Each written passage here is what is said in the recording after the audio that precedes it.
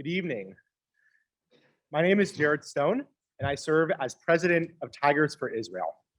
Before I begin with my remarks, I would like to acknowledge the recent wave of terror attacks we've witnessed in Israel, including today's unfortunate deadly shooting in Dizengoff Street in Tel Aviv. Please join me in observing a moment of silence for those harmed.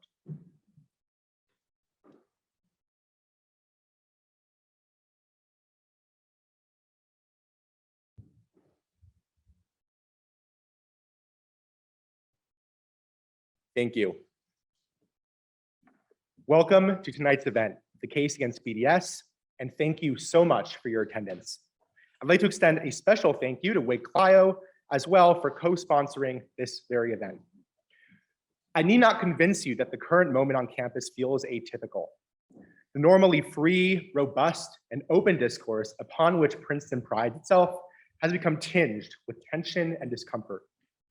Politics now pervades otherwise relaxed and unrelated conversations. Students previously unacquainted with the topic of Israel now debate the merits and ethics of contemporary Israeli policy.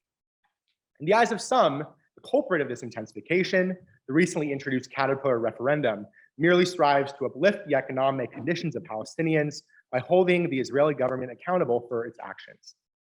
But this is simply not the case. As a devout Jew and a proud Zionist, I view the situation far differently. I recognize that these trends serve as a pretext for a more hostile and embittered campus climate for students such as myself. The referendum may couch its aims in innocuous language and purport to maintain a narrow focus on the effects of Caterpillar, whose technology is, in fact, utilized by Israeli and Palestinian governments alike. But make no mistake, as is explicitly mentioned in its official language, the referendum is grounded within the boycott, divestment, and sanctions movement, a cause whose founder denies the historical Jewish connection to the state of Israel and whose effects have bred anti-Semitism on university campuses around the world. For these very reasons, we must recognize this referendum for what it is, an enabler of a malignant, bigoted global movement. It is a referendum that takes absolutely no steps to rectify the conflict at hand, to encourage constructive dialogue among residents of the region, or to realistically assess the effects of the conflict on all parties involved. Instead, this referendum stifles legitimate discourse surrounding the Middle East conflict, utilizing the fate of construction equipment on campus as a proxy for addressing complex geopolitical issues, while creating the preconditions for a less safe campus environment for Princeton students. As members of the Princeton community, we bear a moral obligation to ensure the safety and well-being of Jewish students, Zionist students, and all students, many of whom have been detrimentally impacted by the circulation of this Caterpillar referendum. I am honored that we are joined this evening by the esteemed panel of academics and activists before you, who will expertly articulate why students ought to reject this referendum. Thank you again for taking time out of your busy schedules to attend this important discussion. I hope that this event will serve as a springboard for more honest and thoughtful dialogue surrounding the flaws of the Caterpillar BDS referendum. Please join me now in giving a warm welcome to our student moderator, Isabel, Siegel, class of 2022, who will be facilitating tonight's discussion.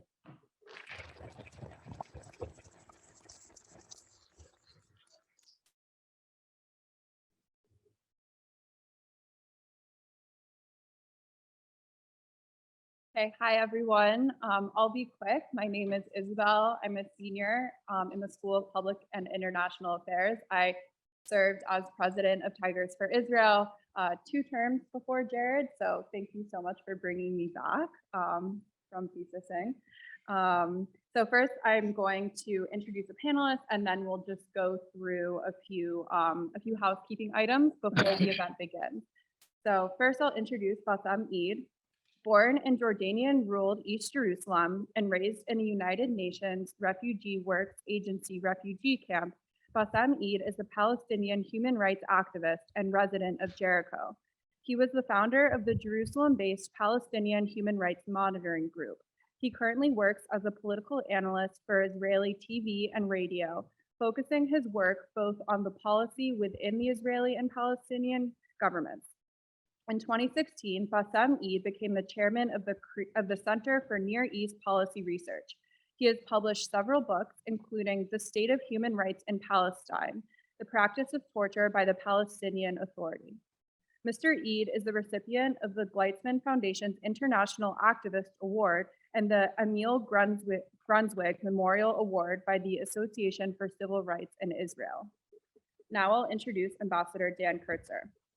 Professor Daniel Kurtzer is the S. Daniel Abraham Professor of Middle East Policy Studies at Princeton University's School of Public and International Affairs. Professor Kurtzer has previously served as the United States Ambassador to Egypt and to Israel, and as Deputy Assistant Secretary for Near Eastern Affairs, and as Principal Deputy Assistant Secretary for Intelligence and Research. Ambassador Kurtzer was a member of the Middle East Peace Team for Secretary of State James A. Baker III and Secretary of State Warren Christopher. He served as the U.S. representative to bilateral talks between Israel and the Palestinians and between Israel and Syria. Ambassador Kurtzer has co-authored Negotiating Arab-Israeli Peace, American Leadership in the Middle East and the Peace Puzzle, America's Quest for Arab-Israeli Peace, 1989 to 2011, and editor of Pathways to Peace, America and the Arab-Israeli Conflict. Following retirement from the State Department, he has served as a member of Secretary of State John Kerry's Foreign Affairs Policy Board and as an advisor to the bipartisan Iraq Study Group. That was a lot of ands. Now I'll introduce Ashager Araro. Ashager Araro is a prominent Ethiopian Israeli anti-racism activist. She immigrated to Israel from Ethiopia during the Israeli Defense Forces Operation Solomon as an infant. She is the founder of the Ethiopian Heritage Center, Bate. Ashager has served in the IDF as a paratrooper and in public diplomacy. In 2020, she was named one of Jewish News Syndicate's top 40 global advocates for Israel online.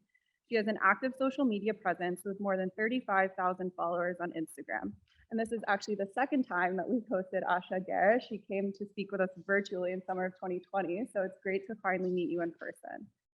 And now I'll introduce the esteemed Professor Michael Walzer. Professor Walzer is an American political theorist and Professor Emeritus at the Institute for Advanced Study. He is one of America's foremost political thinkers and has written about topics in political theory and moral philosophy, including political obligation, just and unjust war, nationalism and ethnicity, and economic justice. Currently, Professor Walzer is working on issues having to do with international justice and the connection of religion and politics, and on a collaborative project focused on the history of Jewish political thought. To date, he has written over 25 books and published over 300 essays, articles, and book reviews. Professor Walzer has served as an editor of Dissent, an American intellectual magazine. In April 2008, Professor Walzer received the prestigious Spinoza Lens, a biannual prize for ethics in the Netherlands. So one housekeeping note, so thank you all so much for coming. We're excited for a very lively event. And I just want to say at the beginning that we won't tolerate anti-Semitic or otherwise bigoted or harassing activity from audience members. And we reserve the right to ask anyone to leave the event if they harass the speakers or otherwise violate rights, rules, and responsibilities by infringing on their classmates' rights to listen to what the speakers have to say. So, oh, and also at 7:30 approximately, we'll take a break. There will be food and refreshments provided outside. So we'll take a break and then reconvene for the rest of the questions and an open Q&A session. So after those housekeeping notes, we'll get started with the questions. So Bassem, can you talk about how the seemingly innocuous referendum 3 circulating on Princeton's campus as a divestment from supposedly one private company is actually a vehicle for the broader BDS movement? I want to say that we, the Palestinians, are very aware of the activities of the BDS here in Europe and the US. And we are very aware how much such kind of activities are really harassing the Palestinians. I think while the Palestinians for 24 hours dreaming for a better life and a good economic situation, the BDS coming and calling for a boycott. That's harassing and hurting the Palestinians first, before the Israelis. I want to move a little bit to the Gaza Strip. And everybody remember the 11 days war in May last year. After the 11 days, the Israeli Prime Minister made a quick visit in August last year to Egypt. And he met with President Sisi over there in Sharm el-Sheikh. The first demand of Sisi to Bennett in that time, that if you want me to keep Gaza quiet, you must have to improve the economic situation of the Gazans. This is the only condition how I can continue keeping Gaza very quiet. And since that time, the Israeli Prime Minister Naftali Bennett decided to issue 5,000 working permits to Gazan workers, which never happened since 2005. And last January, the same Israeli Prime Minister, Naftali Bennett, decided to increase the working permits to the Gazan workers from 5,000 to 12,000. When we talk about 12,000 Palestinian workers, that's monthly, can be hundreds of millions of shekels to the Gaza Strip. Hundreds of millions, which Hamas couldn't ever secure is such a huge amount of money. The Egyptian government believes that while Israel increasing the economic situation of Gaza, that's probably will decrease the Gazan violence against Israel. And this is the results right now. Everybody is so satisfied about how the Hamas is acting inside the Gaza Strip. We know sometimes that there is an internal fights in Gaza Strip between the Hamas and the Islamic Jihad in terms not to shoot any kind of rockets towards Israel. Because if one rocket will be shot towards Israel, the first thing that 12,000 Palestinian workers will lose their jobs. So I think that we should have to think a little bit more about what is going on among the Palestinians. Palestinians are people who are seeking life. They want to live. They want to secure the future of their children. By boycotting Israel, that will never ever benefit the Palestinians, and that will never ever bring any kind of peace between the Israelis and the Palestinians. If you want really to achieve peace between the Israelis and the Palestinians, you should have to start with the economic issue.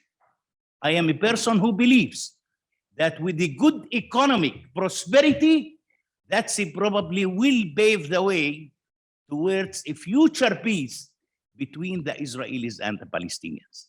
But with calling for boycotting such kind of companies, I don't think that that will bring any peace.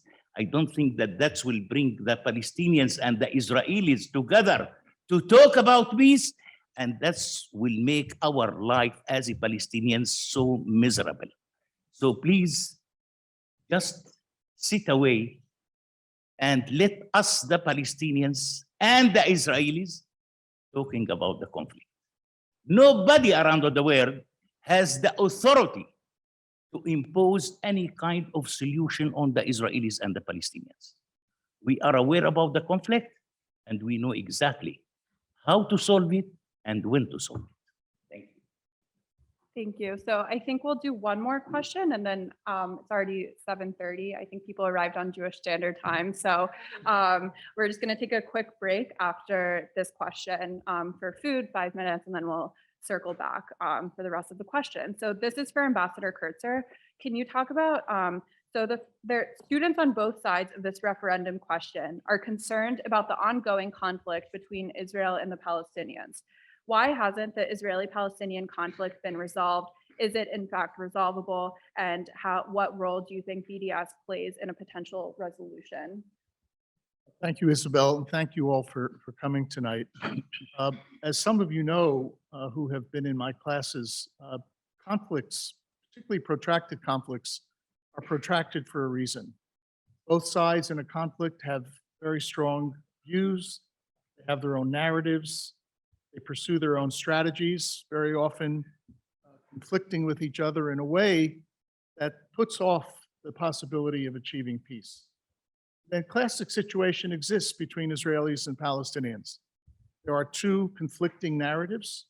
In some respects, they're mirror images of each other, both feeling dispossession, both feeling victimization. The point being, however, that protracted conflicts are challenging and hard to resolve. As you heard in the introduction, I've spent a career before coming to Princeton as an American diplomat. And as a diplomat, I've been trained to try to understand the narratives of two sides in a conflict, particularly the Israeli and Palestinian sides. I've been trained to try to define what the interests are of the United States in trying to help resolve the conflict.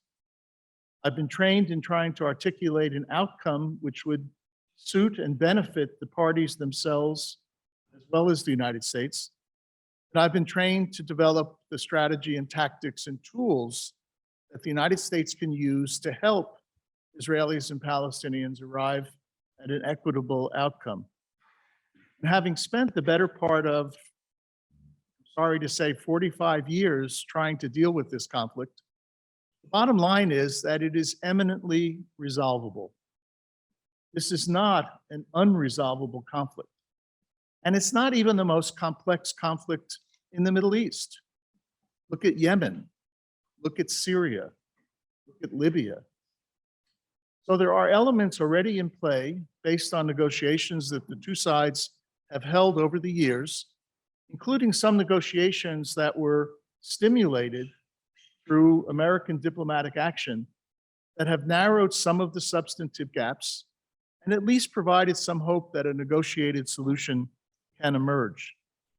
The bottom line then is, I believe in the power of diplomacy and the power of governmental decisions and leadership decisions to influence the course of a conflict. I, of course, didn't know what Bassem was going to say, but you heard an instance here of governmental intervention, in this case, the intervention of the Egyptian government, and the way in which that helped the Palestinians by persuading the Israeli government to take action that would increase the economic capabilities of Palestinians. Governments have the opportunity to use tools such as incentives and pressures, such as economic aid or withholding aid, such as sanctions, such as the threat or use of force. In other words, governments have capability to act on conflict situations in a way that we as private individuals don't. For that reason, I tend to focus almost entirely on what governments should do. And in the course of this evening, I'll share some ideas on what the American government can do better and more to help bring about a negotiated outcome. And I will talk about what we can do as a university community. Instead of punishment, we can think of activities that actually bring the two sides together.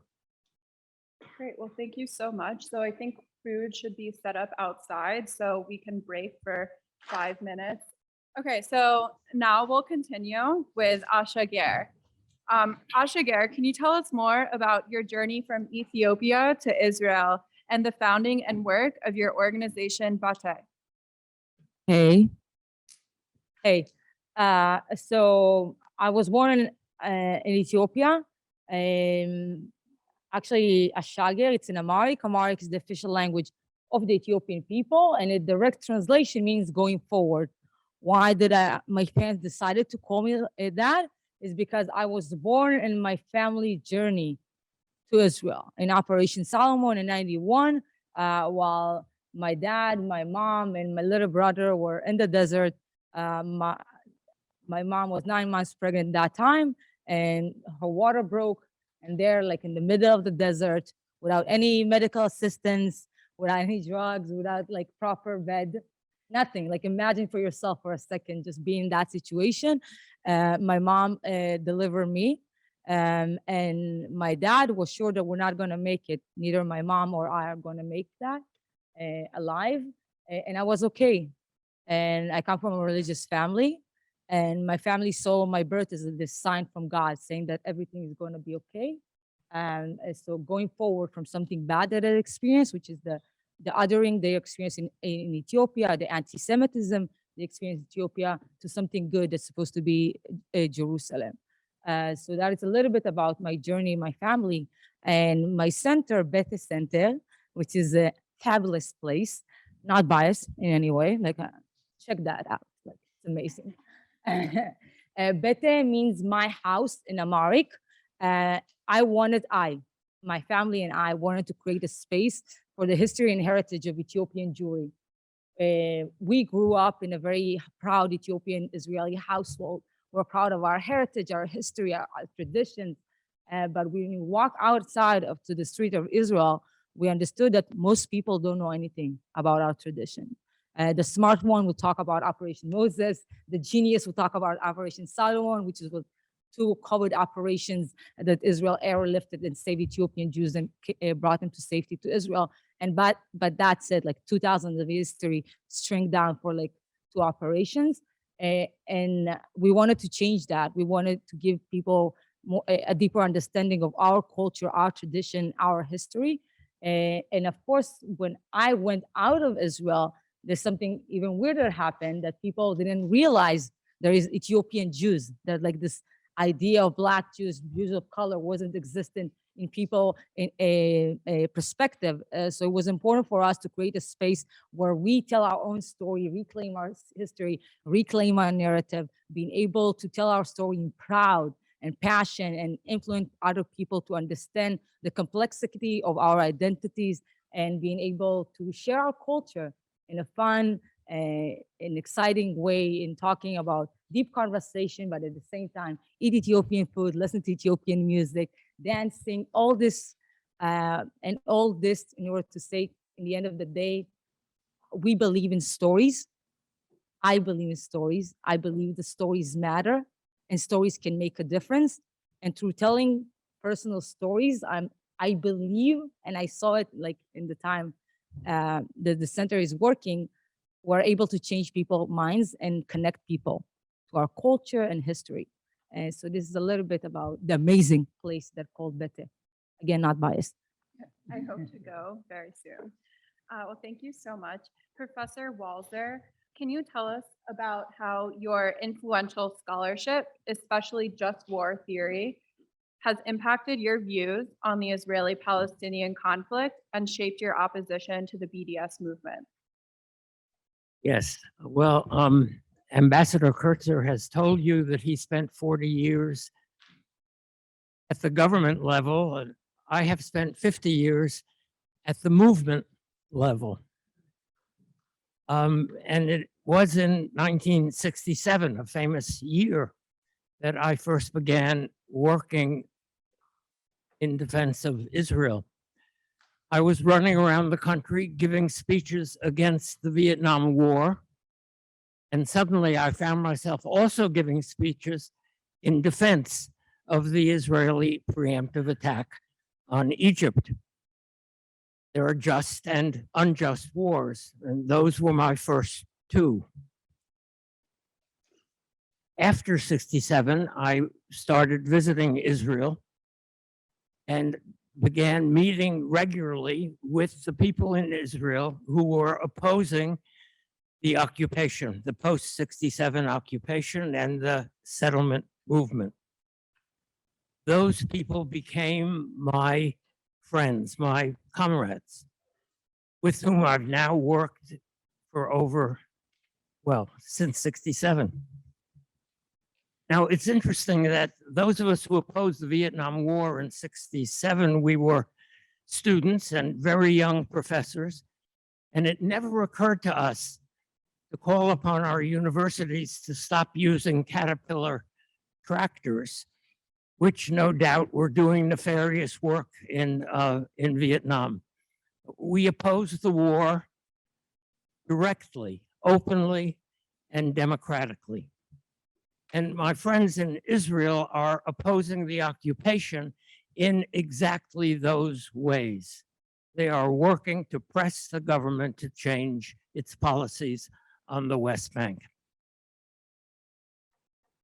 And curiously, they do not support BDS, and BDS does not support them.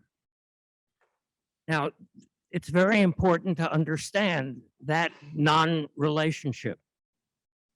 My friends in Israel who oppose the occupation, who oppose greater Israel, are strong friends of little Israel. They believe in the self-determination of the Jewish people within the boundaries of little Israel. BDS does not accept that position. BDS does not cooperate with Israelis working against the occupation because BDS does not, the BDS movement, the international movement, does not support the existence of a Palestinian state alongside a Jewish state. So if you really want to oppose the occupation and not the existence of little Israel, then you have to support the people in Israel who are working as hard as they can to oppose the policies of the present government on the West Bank. And that means working against what BDS stands for. Thank you so much for that explanation and distinction, Professor Walzer. So we're going to turn back to Bassem now. So in your recent opinion piece in the Times of Israel regarding the current referendum at Princeton, you state, the petition is misguided as Caterpillar Incorporated is also a major component of the Palestinian economy. Could you expand on the ramifications this boycott will have on Palestinians living in the West Bank and Gaza, and how it will impact the Palestinian people's efforts to build their economy?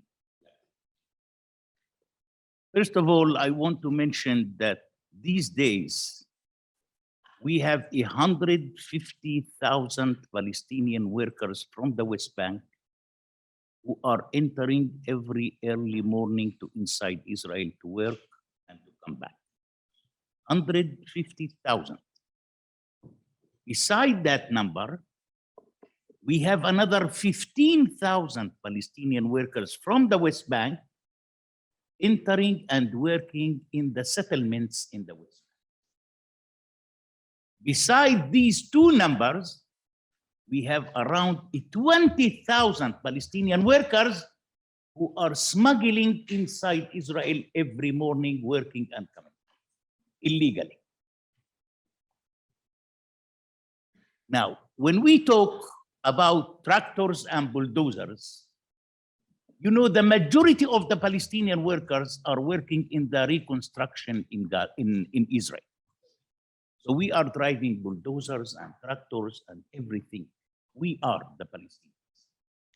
So imagine when you are calling to boycott is such kind of a company, probably tens of thousands of Palestinian workers will lose their jobs. That's very important. That's very important. You know, right now, a guy from Egypt, from those who are considered themselves pro-Palestinians, he came here to the table and he said, listen, I totally agree with you, but we are trying to do something for you. No, don't do anything for me.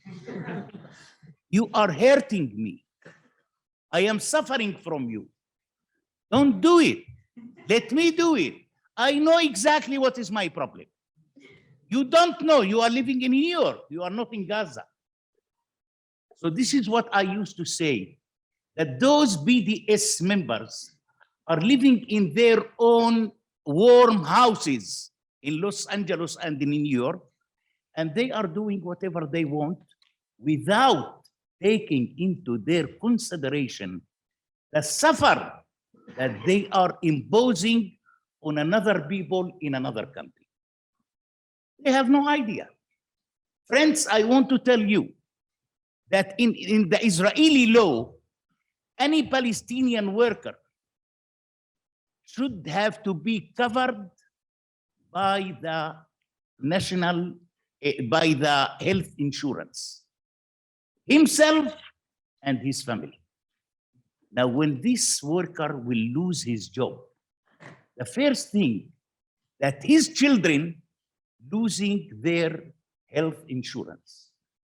What is the crime that those children already committed to lose their health insurance?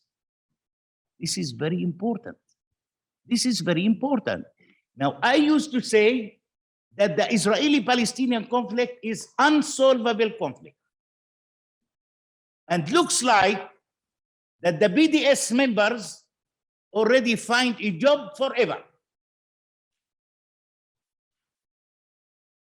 Because these people want to make the conflict more complicated than to solve it. They became a part of the conflict, by the way, rather than a part of the solution. This is how they are affecting us. And they know that they are affecting us. Now, they work so hard to move the soda stream from the West Bank to the south of Israel. You know who benefited from that? Only the soda stream. Only the soda stream. The income, the yearly income of the soda stream these days is triple than it used to be in the West Bank. So who were the losers here? The over than 500 Palestinian workers. They have no idea what they are doing. They are killing us. Not only hurting us, they are killing our children. They want us to starve. Stop shooting towards us. Let us deal with ourselves, and we know exactly how to deal. No one around the world can impose any kind of solution for the Israeli-Palestinian conflict. No one around the world, except the Israelis and the Palestinians only. They know exactly what is the problem. They know exactly how to solve it and when to solve it. So these people, in my opinion, they are just using the Palestinians rather than benefiting the Palestinians. And these people just want to ensure their own income, no more and no less. Thank you. Ambassador Kurtzer, good luck following that. So, Can I just say ditto? so your question, if, as you believe, it is a reasonable resolvable conflict, what should be done and by whom? Well, as Isabel knows well, she's the senior commissioner in my task force this semester on leadership in protracted conflicts. Leadership is the most critical component in the effort to resolve protracted conflicts. As Bassem has said, without leadership on the Palestinian side, without leadership on the Israeli side, progress toward a solution is going to be stalled. What I focus on as an American is leadership in Washington. And the most effective way of trying to at least catalyze progress is for the American government to play a more active role. Some of you know from talks that I've given over the years here in Princeton that while I was inside government and since leaving, I have been an ardent advocate for a much more significant and persistent U.S. role in trying to bring Israelis and Palestinians back to the negotiating table. It's 100% true that they have to resolve this conflict. But the United States has a role to play in trying to shepherd negotiations and to try to make them effective. I believe the United States should make clear to Israel that we don't accept Israeli settlement activities. We should make clear to Israel that we don't accept brutal occupation practices. We should make clear to Palestinians we don't accept violence and terrorism. We should make clear to Palestinians we don't accept incitement. In other words, from the outside, as a partner in this peace process, the American government can play a significant role. Caterpillar, what's it going to do? You've just heard from a Palestinian that boycotting or divesting from Caterpillar is going to end up hurting the people who most need help to resolve their conflict. So what I want to talk about maybe in a few minutes is what we can do as a community outside of government to get our government to do more.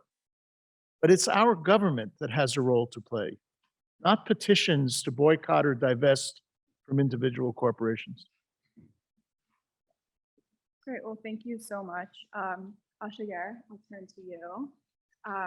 So this past September, Forbes featured you in a piece that highlights your active role in promoting coexistence between Israelis and Palestinians. How does the BDS movement impact the peace process? I think in the end of the day, if you look at the objective of BDS, it doesn't come in order to promote any peace. BDS as a movement doesn't believe the right of Israel to exist. And have infringed in a way that create conversation with both Palestinians and Israelis. I work under the assumption, very, very easy assumption that says, in the end of the day, both Palestinians and Israelis has a right for self-determination. If you look down on the ground, the people that live their life only want security, they want safety for their people, they want to live their life safely. And when we ignore all the extremists on both sides, and we actually talk to the people and create conversation between the people on the ground, we're able to see that the things that connect us is much, much stronger and bigger than what divide us. And what we wanted, like for me, what I wanted to create is a space and conversation where we can acknowledge that you don't have to choose whether you're pro-Palestinian or pro-Israeli. That understanding that in order to be pro one side, you have to be pro the other side. Because the Palestinians are not going anywhere and the Israelis are not going anywhere. So those are the people who need to sit down at the negotiation table and create a solution. And no voice outside of this is able to create a change. These are the voices we have to empower. These are the voices we have to listen to, because these are the people that are going to pay the bill once something wrong is happening. Great, well, thank you so much. Professor Walzer, back to you. Can you talk about, so there have been comparisons made online, in particular by pro-BDS activists, making comparisons between the sanctions that have just been levied against Russia in the wake of their invasion of Ukraine.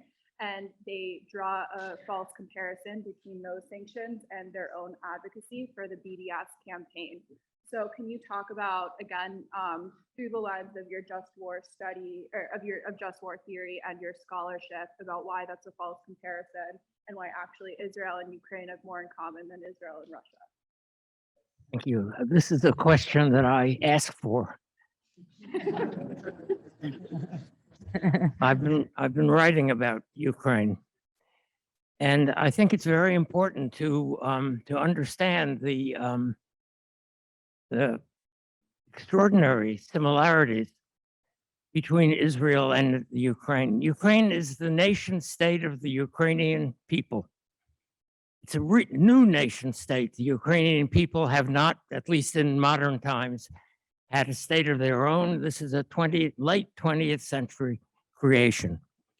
And this Ukrainian nation state has a 20% Russian minority. Now, Israel is the nation state of the Jewish people. It is also a 20th century creation after a very long time of statelessness, and it has a 20% Arab minority.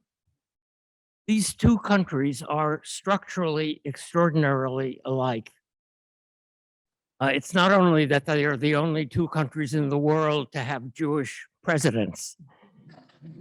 They are alike in that they are nation states of a people which has to include and accommodate a 20% minority. Now, if you believe, as you probably do, as I do, that Ukraine has a right to exist, it's a legitimate state, it has a right to defend itself, then you must believe the same thing about Israel. The sanctions against Russia are designed to protect the Ukrainian nation state, to help the Ukrainian nation state defend itself in what is surely a just war. By contrast, the sanctions that BDS calls for are aimed at the destruction of the Jewish nation state, the destruction of a nation state that is so much like the Ukrainian nation state. And it isn't apparent in the resolution that you are being asked to vote for, but the intellectual leaders of BDS, of the global BDS movement, have been extraordinarily frank about the aims of their politics. They aim at what Omar Barghouti, who is one of the leading intellectuals and surely the smartest of them, has said. They aim at, this is a quote, the euthanasia of the Jewish state. The euthanasia of the Jewish state. That's a kinder word, I suppose, than destruction, but it comes to the same thing. So the sanctions that are directed against Russia today and the sanctions that you are being asked to support against Israel have exactly opposite purposes. And if you recognize that, I think it is very helpful in figuring out how Ukraine and the war in Ukraine should direct our sympathies in the struggle in the Middle East. Thank you. Thank you so much for connecting this referendum to actual current events. I really appreciate it. So, Bassem, can you talk about in a 2018 address you gave to the European Union Parliament regarding the BDS movement, you stated, "The interest of the Palestinian Authority is how to keep the Palestinians suffering. By suffering, only we can rule them," end quote. Can you expand on how the BDS movement has influenced this trend at the expense of the Palestinian people? The visit to the EU was after a couple of settlers, businessmen, and Palestinian businessmen created an organization called the Chamber of Commerce in Judea and Samaria, which is located in Ariel settlement. Listen well. Settlers, Palestinians, Judea and Samaria, Ariel settlement. And those Palestinians and the Israelis decided to make a press conference at the EU. They invited some EU members over there, some ambassadors, and some Palestinian businessmen used to travel to Brussels to participate in the conference.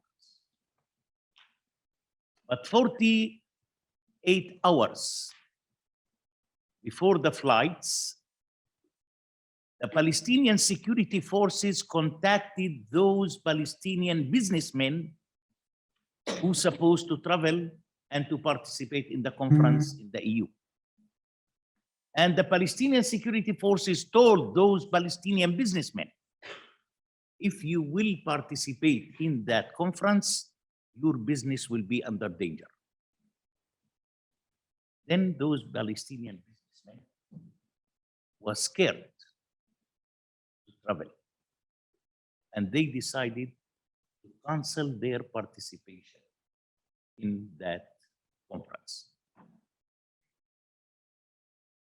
Then we went to the EU, and I told the story to the EU what the Palestinian security forces did. Used to be here 10 Palestinian businessmen sitting with 10 Israeli Jewish people businessmen to talk about business and economic cooperation. Because I believe that economic cooperation will create probably more jobs and jobs for Palestinians. But the Palestinian Authority not interested in any kind of cooperation. I'm wondering if the Palestinian Authority really interested in any peace with Israel. That's a big question. 2 weeks ago, we remember 3 terror attacks happened in Israel, in Beersheba, in Khidera, in Bnei Brak. After the Bnei Brak terror attack, Abbas just keeping silence. No one word to condemn. Then the Israeli Defense Minister, Gantz, called Abbas, and he said, you should have to condemn. Then the Secretary of the States called Abbas, and he told him, you should have to condemn. Then Abbas put out a so light condemnation, so light one. It wasn't from the goodwill of Abbas, just because the pressure of the Americans and the Israelis. So why the Palestinian Authority is acting like that, I don't believe that the Palestinian Authority really believe in any kind of negotiations or any kind of peace with that. I think that the Israelis offered so many opportunities. We remember in Camp David in 2000, Yasser Arafat and Ehud Barak. While Ehud Barak suggested to give 97% of the occupied territories back to the Palestinians, and Arafat rejected. Because Arafat won 200%. Because Arafat don't want Israel to exist. This is one of the major problems. So this is why I used to say that the Palestinian Authority really trying to keep their people suffering. Because while the people are suffering, you can continue ruling them for 10 years, 20 years, 30 years, 40 years. This is how the Arab leaders are ruling their people. No one ruled less than 30 years. And then either he went to the prison or he died. This is one of the major problems of the Palestinians. Now, if you will come today to any ordinary Palestinian and asking him what are the most 3 priorities that you are seeking, he will say a job to survive, to secure the education system and the health system for my children. Nobody is talking about settlements. Nobody is talking about the wall. Nobody is talking about the foundation of the Palestinian state, which means that the majority of the Palestinians almost lost the trust in their leadership. If it is the PA in Ramallah, in the West Bank, or it is the Hamas in the Gaza Strip. Well, thank you so much for, that was your 3rd question, but I hope you will answer some of the open Q&A questions as well. Ambassador Kurtzer, you say that a BDS petition won't help move the Israelis and Palestinians closer to peace and reconciliation. If so, since that is your position, what should students be doing to help the diplomatic process of peacemaking, other than taking your class twice? Certainly help. Look, looking at me, it won't surprise you to learn that I grew up in the 60s and 70s in a period of tremendous student and popular activism. And I like activism. I think it's very healthy for students at this period in their lives to take on causes and to be committed to them. And there are things that can be done if we channel the enthusiasm for activism in the right direction. So let me give you two examples, two clusters of examples. Number one, we have a congressional representative in this district and two senators in this state who should hear from the student body that you want the American government to get serious about peacemaking. We don't have a Middle East peace envoy. We haven't reversed the malign policies of the Trump administration, closing the PLO office in Washington, closing the American consulate in Jerusalem, cutting off aid to Palestinians, recognizing Israel's annexation of the Golan Heights. The administration has been occupied with other issues and has not taken steps to show its seriousness about peace. Well, let's channel the activity on campus to tell the administration through our congressional representatives that we want our government to get serious about peacemaking, number one. Second cluster is what you can actually do on campus. About 6 or 7 years ago, Professor Amani Jamal, who is now the dean here at the School of Public and International Affairs, Professor Jamal and I created what we call Conversations About Peace. We wanted to bring to campus a variety of speakers, all of whom were committed to peace, but who had different ideas about it. This is something that you should want. You should want to hear different perspectives. Number two, you can develop programs that actually will help Israelis and Palestinians think about reconciliation. An example, summer internships where you spend 4 weeks in a Palestinian NGO and 4 weeks in an Israeli NGO. And you bring to both sides a sense that you can talk to each other and they can talk to each other. You can work for Seeds for Peace, an organization that's been around for almost 3 decades, where Israeli and Palestinian kids get together and they stay together after their summer experience. In other words, there are things that you can do if you channel your activism and your enthusiasm in a positive direction. Trying to be punitive, whether it's a BDS petition or a Caterpillar petition, is not going to accomplish anything. What you should want to do, as we tried to do in the 60s and 70s, is on the one hand, influence our government to do the right thing, and for ourselves to do the right thing, to be active in breaking down the barriers to racial harmony or equality. There are things that you can do that will help move this conflict towards at least a better place, if not towards resolution.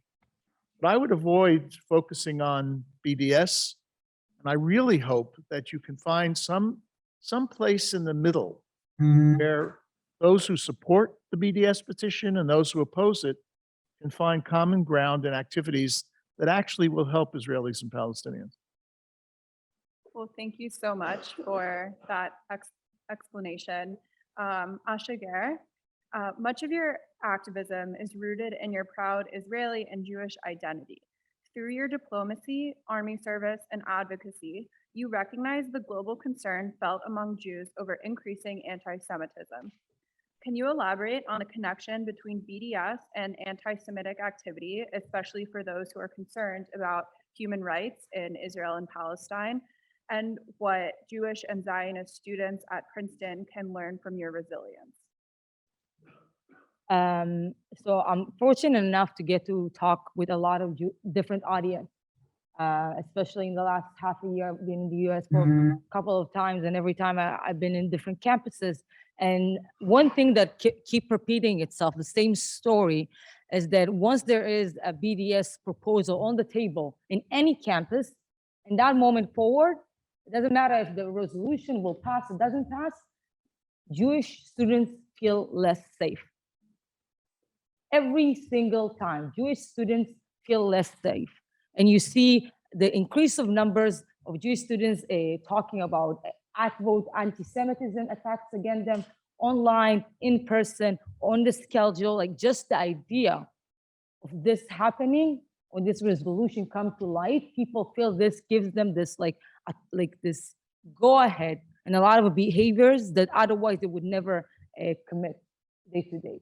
And that is something that we keep hearing and we keep repeating on different campuses around the US. And one thing that is always stays with me, and the reason that I'm so so vocal about those issues, fighting both racism and anti-Semitism in the same force, because in the end of the day, what people are looking for us to do is to be quiet. They want us to not care. They want us to be apathetic. They want us to want us to believe that this doesn't matter, that the words of petition doesn't matter. But in the end of the day, those things trickle down and come to our students, come to our society, come to the way we act and behave. And that is the purpose, I think, for a long time in the BDS. It's not only about moving a resolution, rather to change the conversation and putting a lot of sound bites and mistruth and misinformation out there. That even if they're not there, if not true, just this fact that this story, this narrative is now being told in campuses, it's enough for them. So it's our responsibility to speak up. It's our responsibility to stand up for our rights, to defend ourselves, to defend what is the meaning of being Zionist? What is the meaning of being proud of being Israeli? It doesn't mean anything about being anti-Palestinian, God forbid. It's about being proud of who you are on your nation state, a belief that those people can live safely and peacefully in one place. And we should not walk away from it. And I feel like I'm very fortunate because I have amazing followers. I hate to say that because it makes me sound like this. Promise you I'm not, like I'm much more than that. But sometimes I am. Just keeping it honest. But because I hear those stories, because people reach out to me and say, oh, listen, this happened to me. I got this note, this comment left in my doorstep. I feel obligated to speak up. I feel obligated to shine a light on those issues. And I have this amazing community around me that supports me. That is the privilege that I live with. And I understand that not every Jewish students have this privilege. But this doesn't mean that we shouldn't speak up, even when it's hard. I know I've been inspired, as one of your followers, I know that I've been inspired by your activism. So Professor Walzer, we have one final organized question, and then we'll open it up to a Q&A from the audience. So Professor Walzer, just a few weeks ago, members of the Middle East Studies Association voted in favor of ratifying a resolution to join the BDS movement. In response, a number of reputable organizations that aim to promote academic freedom have expressed strong opposition to this resolution. How does implementation of BDS impact the academy, and how does this impact future peace processes within the region? And also, I know you had a speech prepared, so if you want to give a little bit of that, and even if it doesn't fit the question, then feel free. Actually, I'm a member of one of those organizations that protested against the Middle Eastern scholars' decision. Our organization, it's just a group of us, left-wing and liberal professors around the country, mostly Jews and not entirely, who have organized to campaign against BDS on every campus where we have members and in all of the academic associations. And we have participated in, always with local support, we have participated in some victories, and we have endured some defeats.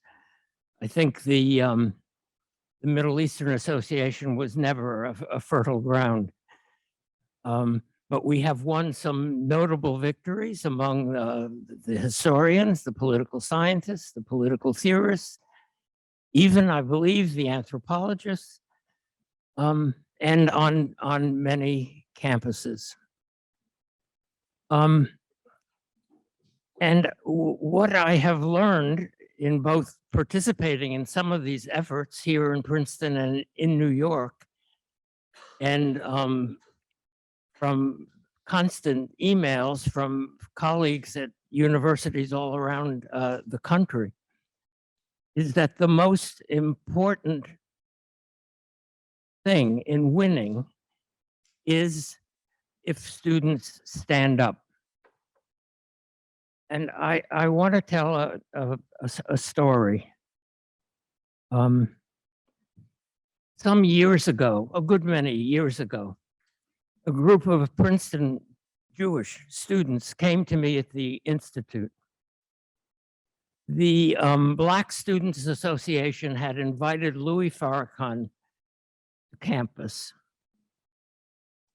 Farrakhan is head of the Nation of Islam and a vicious anti-Semite. He never came because he insisted on bringing armed bodyguards, and the university authorities thankfully said no. He never came, but these Jewish students were upset. They were offended. Their feelings were hurt. And I tried to tell them that an invitation to Farrakhan was a political action, and that they had to respond in a political way, in a way that involved argument and conciliation, that involved a search for respect, not for consolation, that they should not be focused on their own feelings, they should be focused on dealing with the opinions of their fellow students, arguing, engaging. Now, since that time, students, Jewish students all over the country have argued and engaged. And that has been the biggest reason, I think, in the many, and there are many victories against BDS on many campuses and in many academic associations around America. And that's my message to you tonight. You have to stand up and fight. Well, thank you so much for all of your answers to the organized questions. So if anyone, Jared, are these mics on? Okay, well, Jared's gonna check and see if these mics are on. If people have questions for the panelists, then you can come up in the aisle and then you can ask them. We'll have a few minutes for Q&A. We encourage tough questions, by the way. They're tough questions.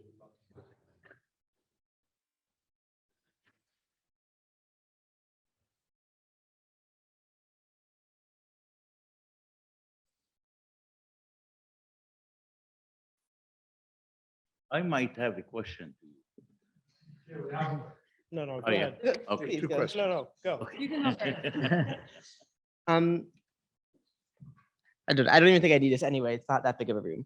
So thank you all for coming and speaking to us in person this evening. It's been a really interesting Q&A about Israel and Palestine.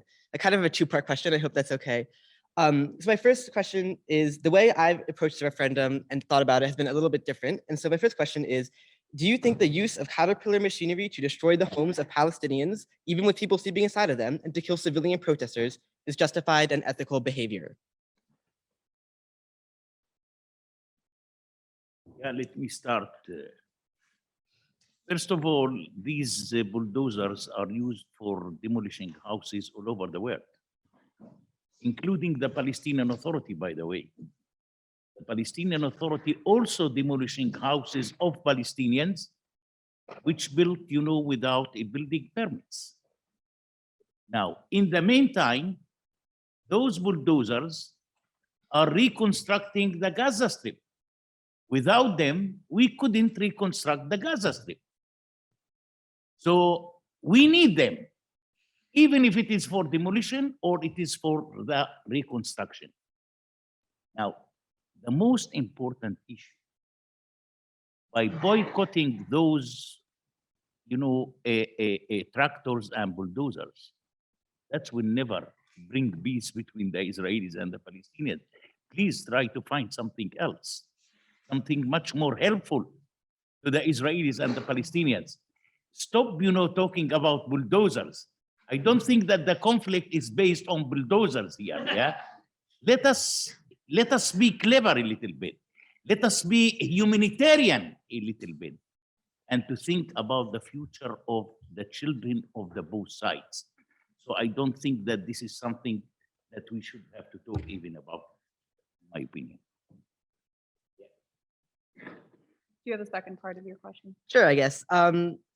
Yeah, so that, I mean, you did, well, that wasn't a total answer to my question, but I'm gonna go forward and say, I think that behavior is unethical to bulldoze those homes when people are sleeping inside of them, which is a separate discussion from like how to solve the peace crisis. So I appreciate your response in that regard. But with regard to whether that actions using that machinery is justified or not, do you think that Caterpillar should be apologizing to the families of people killed with their machinery? Do you think they should have to pay restitution, or do you think they should be discussing with the IDF to try to prevent these things from happening? Does Caterpillar have any responsibility for how their machinery is used? Look, as a policy matter, it's certainly wrong to be bulldozing houses where people are staying inside, whether it's done by the Israeli government or whether it's done by the Palestinian Authority. And as a policy matter and as an ethical matter, it's wrong. The question, which I think Bassem was trying to get to, is what's the most effective way of getting it to stop? Is it focusing on the tool that's being used to destroy the house, or to focus on the governments that are conducting the actions that we oppose? What I've tried to say tonight is the focus needs to be on Palestinian government, Israeli government, and American government to get their acts together, to get the leadership to be energized, to do something that will change the situation on the ground. I can tell you from 29 years in the government that there is no example that I can think of where stopping a particular company from selling its machinery or its whatever has any impact on policy. What does have an impact on policy is if you can get political action to persuade governments to act, to persuade the people to understand that they need to reconcile themselves. So, the last point I tried to make in the formal questions was channel your activism and channel your ethical anger at the right target. And that right target is, in our case, as Americans, get our government to start acting to try to make peace. For Palestinians, it's to get their government to start acting, and for Israelis to get theirs. But setting aside this nonsense about Caterpillar is the first order of business. Once that's set aside, then you can channel this energy into something that might actually be effective. Okay, we're gonna go over here for your question. Hi, thank you. My name is Anand Georgis. I'm an MPP at SPIA. And so I'm Eritrean American. And for those who might not be aware, there are about 40,000 Eritrean Sudanese refugees in Israel, mostly in southern Tel Aviv. And they have quite a difficult life in Tel Aviv, particularly. The 1954 Prevention of Infiltration Law makes their lives quite difficult. There are a lot of politicians who use the language of infiltrators, which again was initially applied to Palestinians after the 48 war, applied to Eritreans. 20% of their wages are garnished. There's a lot of sort of racial attacks in Tel Aviv. And so my question is, how can a state which defines itself as, the state and nationhood of the Jewish people, and a state which, particularly towards Eritreans, are viewed, and African refugees in general, they're viewed as a demographic threat. And so the intent of having a state in which there's a Jewish demographic majority, how can that be reconciled with the rights and liberties of non-Jewish people, and particularly Palestinians, but also African refugees, like my family who fled authoritarian dictatorship in Eritrea and Sudanese who fled genocide in Darfur. Thank you. So I will answer this one. First of all, I will say I agree with a lot of things that you said. In the end of the day, Israeli policy when it comes to immigration, especially people from Eritrea in Sudan, it's not perfect and it's not good enough for what we have right now. When I say that, I mean the policy it's not correct and it's not for a long time. They just like wing it, meaning as people have come, they decided like to create this society inside society and let things continue as they are. And right now there is like this difficulties going on. And what we see in south of Tel Aviv and in generally in Israel, you have more and more people leaving Tel Aviv, leaving Israel and going to Canada, where they are able to get a citizenship, get it all for rights. And one of the things that we as a community, as a society, need to understand is how we deal with those communities who are fleeing persecution, sometimes terrorists, and are not able to stay in their home country. And as a country, how do we facilitate the best way possible and the safe haven that we're supposed to be? At the same time, working with the values that we are believe as being a Jewish democracy country. I think that right now we're not there yet. I'm not going to come here and pretend that we're like this like perfect country that have everything figured out. We're not. Like a lot of modern countries, we are dealing with those kind of issues that when it comes to immigration, when it comes with a society that are low income, are not able to participate in the economy. But I would say for someone who as Ethiopian, and you know the connection between Ethiopia and Eritrea and Sudan, and those communities are very important, and they add a lot of historical and connection to this land, to Israel. And I hope for Israel's sake and the community's sake, we're able to better integrate those communities to our population, because they are adding something different and they are giving something else. And I think as a community, as a society, we need to find out what is the best way to both being able to give them the understanding that they need and the rights that they need at the same time as any other like modern country.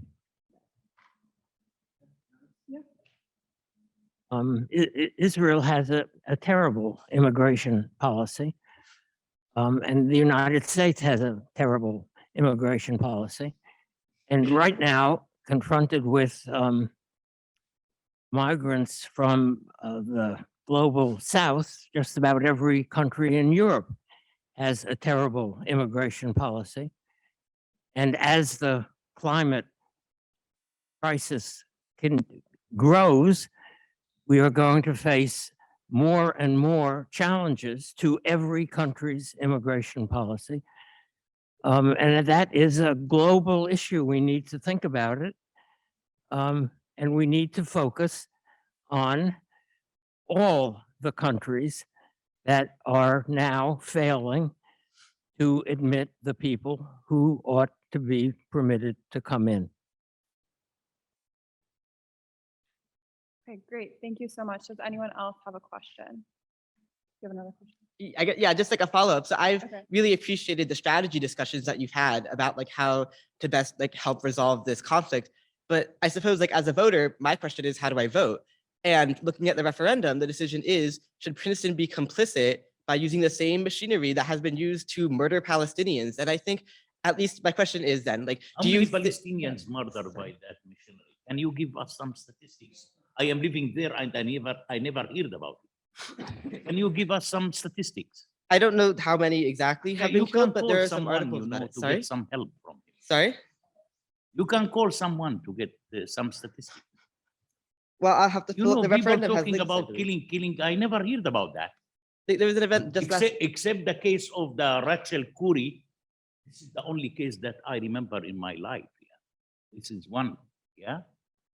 So by saying these machineries killing Palestinians, somebody thinking that we talk about thousands here.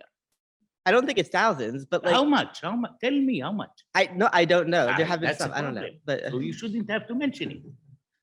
You Well, shouldn't have to mention the, it. the number reality- is it's more than zero. Like I No, can go. but I can the go to my question- laptop and sorry, find those. I'm Can- telling you one case, one case. Okay, I think in the end of the day, for your question, is the question, what do you want? You want a performative activism or you want actual activism? Because what you're talking about is a performative activism. It's just saying something or to say something in order to vote for something. And we are talking about the essence of people's life, the essence of what we are fighting for.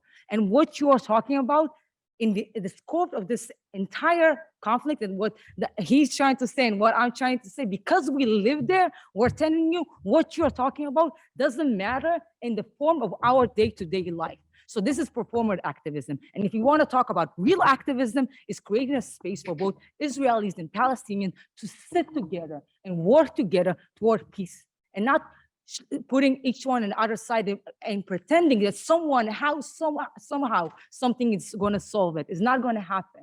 So that is the real answer for where you want to vote. If you want actual peace, if you want to work for something, you vote no.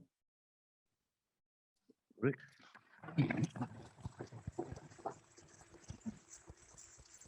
Okay.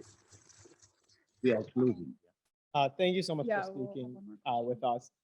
As Bassem referenced earlier with SodaStream, boycott efforts like BDS in practice have no effect on the government they supposedly oppose, but only on the workers and individual people that they claim to be working for. Clearly, ideas like BDS do not work in practice. My question is boycotting individual people and products for the actions of their governments ever justified, even in theory? For example, there were stories about bars pouring out Russian vodka in response to the recent war in Ukraine. Are these actions justified? Certainly not in practice because they have no effect on the governments they're pretending to oppose. But even in theory, does boycotting individuals for their government's actions make sense? I want to say that looks like to me that the activities of the BDS that they are running after is so small factories in Israel. They are running after a factory for bagel who has 50 employees, or another factory making halva who has 75 employees. My question is that recently, last year, Israel signed a contract with Jordan that Israel is going to export in natural gas to Jordan for 10 years in $15 billion. Where is the BDS? Where is the BDS? They said that they are existing everywhere, but not in the Arab countries. Because if they will appear in the Arab countries, they will spend the rest of their life in the prison. They know exactly what is going on. Where is the BDS? What you are talking about? Here is the money. $15 billion is money, but $1 million is nothing. So this is how the individuals are really the ones who are suffering, but not the governments at all. This is a very big question. They have no effect on governments at all. Now Israel is going to export gas to Egypt. Now Israel, they are talking about Europe now. They are going to replace Russia and to send gas to the EU. Israel is going to do that. Where is the BDS? Where is the BDS? I didn't hear one voice of the BDS. So this is one of the major problems, that the only one who is affected by these people are only the individuals. Only the individuals. I want to mention also something very important. I believe that the majority of you heard about the name Omar Barghouti, the co-founder, of the so-called BDS. This guy graduated from Tel Aviv University. Just few months ago, he get married with an Israeli Arab from Nazareth, which she is holding the Israeli ID card and the Israeli passport. Recently, I hear that Omar Barghouti applied for the Israeli Ministry of Interior for reunification, which means that Omar Barghouti is seeking to hold the Israeli citizenship and the Israeli ID. I believe that the Minister of Interior in Israel, Ayelet Shaked, will know exactly how to deal with such application.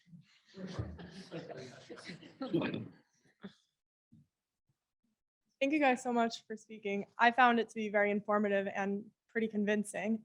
The only thing I fear is that many of the people in the room already feel that the BDS movement is problematic and already were convinced to vote in a particular way.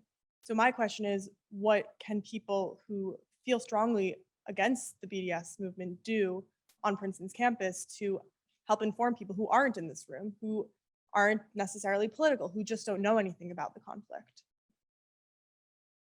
I started to address this in my earlier comments. The question is, how do you change the debate from these minor punitive measures to something that students can actually do that could be helpful? And there are things that you can do as student activists that can actually help. First is to get our government to wake up on these issues. Trump administration did some very seriously bad things with respect to the Israeli-Palestinian conflict, and the Biden administration ought to change that. And the student body here and in other universities ought to send a message to Washington that says, we want a serious American policy, number one. Number two, you can develop ideas with BDS activists that you meet at the center of the ring rather than in your separate corners. A few years ago, I guess it was about 5 or 6 years ago, Dean Jamal and I co-hosted a dinner at our home to which we invited the head of Tigers for Israel, the head of PCP, the head of the Muslim Student Association, the J Street U, Jewish Voices for Peace. I think there was one other. In other words, we tried to find the leaders of all the student groups that were fighting with each other. We invited them to dinner and they all came.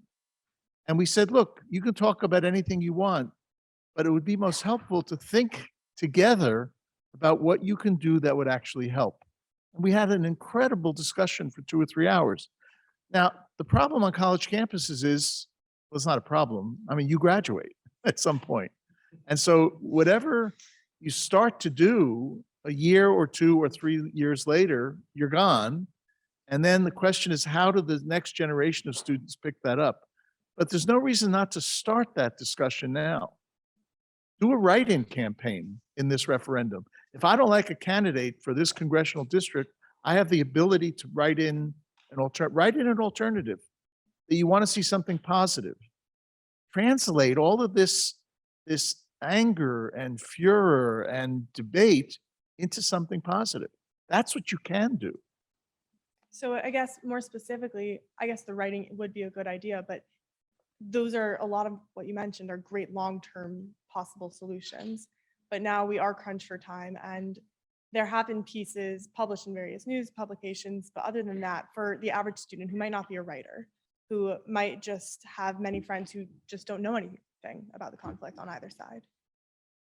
Well, I don't know how you get that information out. You can circulate a petition online through whatever social media students are using these days. You can get the Prince, hopefully, to publish an op-ed that says, we don't want this and we don't want that. We want something positive. I mean, you know ways to get information and perspectives out. And there's still time. I mean, the vote is next week, I think, right? Monday. So it's only Thursday. You got time. Thank you. You're up all night anyway, right? Okay.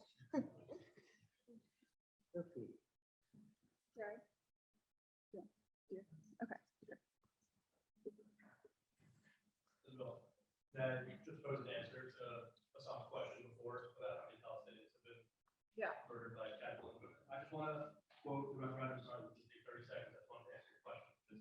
Can you speak up, Mark? Sorry. Louder, yeah. Speaking loudly is not a compliment. As I guess everyone knows. In the referendum, in the ballot question, which is the part that's visible to students, it states that Caterpillar machinery has played a role in the murder of Palestinians and other innocent people. In the explanation section, which my understanding is hidden from students, where most of the BDS text is hidden, I suppose. It cites that Caterpillar has been sued by the family of a 23-year-old American woman named Rachel Corey, who was crushed to death by a Caterpillar bulldozer in 2003. She was a student in Washington State in America. To my understanding, that is the only mention of anybody who's been murdered by Caterpillar equipment. Yeah, I know. Palestine. I know. I can argue with him till tomorrow. I know. I am the one who is documenting, all of these cases, by the way. Yeah, And I'll add, yeah. This is- It's okay. it's a very personal case for me. I was the United States ambassador in Israel at the time that Rachel Corey was killed. Yeah. And it's a very, very emotional case. And tragedies happen. I don't want to, In the back, can we have full attention to Ambassador Kurtzer? He's talking about when he was the ambassador and she was killed. So if you could give him your undivided attention. Thank you. and there's nothing that justifies a killing like that. I felt at the time, I feel today, I understand the pain that it continues to affect the family. But it happens. And not on purpose, by the way, yeah. Nobody want to kill her, neither the driver of the bulldozer. Unfortunately.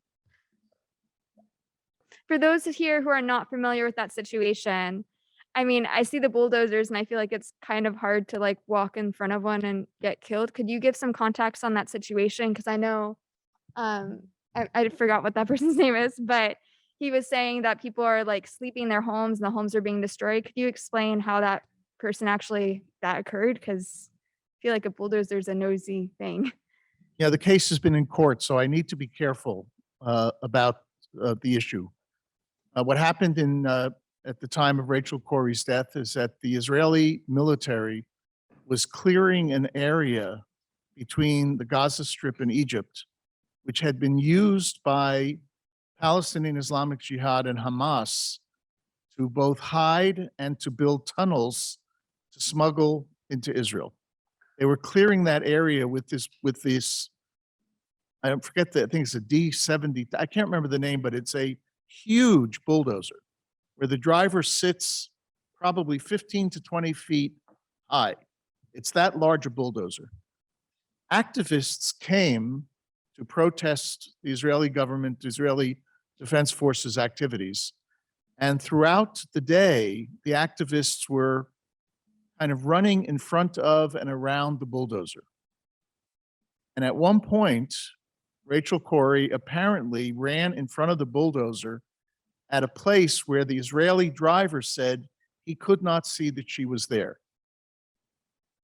He said he couldn't see, the activist said he should have seen.